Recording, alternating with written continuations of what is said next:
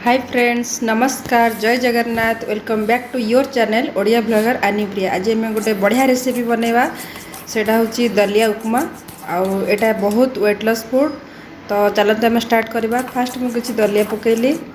तो यहाँ मुझे 3 जन खाइला भाया दलिया पकईची। फास्ट आम कड़े टिके फ्राए करदे।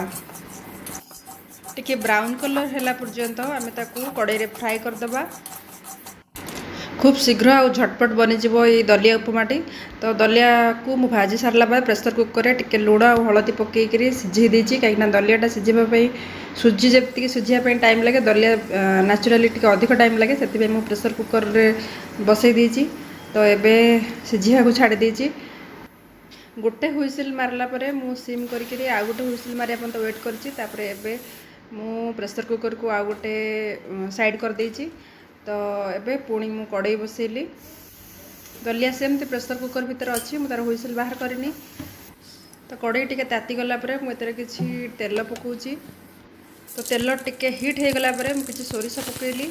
तापर किसी पियाज पकईली। सुखिला लंका फुटेले भी चलो, जेहेतु मो झील को राग हम मुझे सुखिला लंका फुटेली। फुटेले बढ़िया सुंदर बास्ना होता है। आ भृषंग पत्र भी पकईले भल बास्ना हे। भृषंग पत्र घर आवेलेबल नाला। तो मु खाली फुटण आउ पियाज पकईकी फ्राए करनेली। देखो ये गाजर आउ किसी फूलकोबी को काटिकी रखी। गाजर को ग्रेटेड करछि, फूलकोबी को अति छोट छोट कर काटिकी रखी। आहरी बीन्स केते कौन परिया पकईले भी चलो। बीट बीट घरे मात्र गाजर आउ फूलकोबी थिला। तो एतिकी वेजिटेबल्स रे एटा को दलिया उपमा बनैली। वेजिटेबल्स को टिके मात्र 10 सेकेंड फ्राए कर सारा पर मुझे टिके पानी दे देछि। आ लुण हलदी देकरी आ किछि मसला करी पाउडर देकी घोड़े देछि। उपमा सहित टमाटो चटनी खाया बहुत बढ़िया लगे। तो टमाटो चटनी मुझे टमाटो 2टा कंचा लंका, किछि जीरा आ किछि अदा और रसुण पकईकी बास टिके सल्ट पकई ग्राइंडिंग कर देछि। बास हो गला एटा टमाटो चटनी।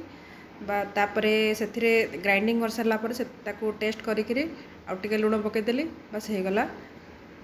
आउ से किसी आंब कषिया अदा पड़ी।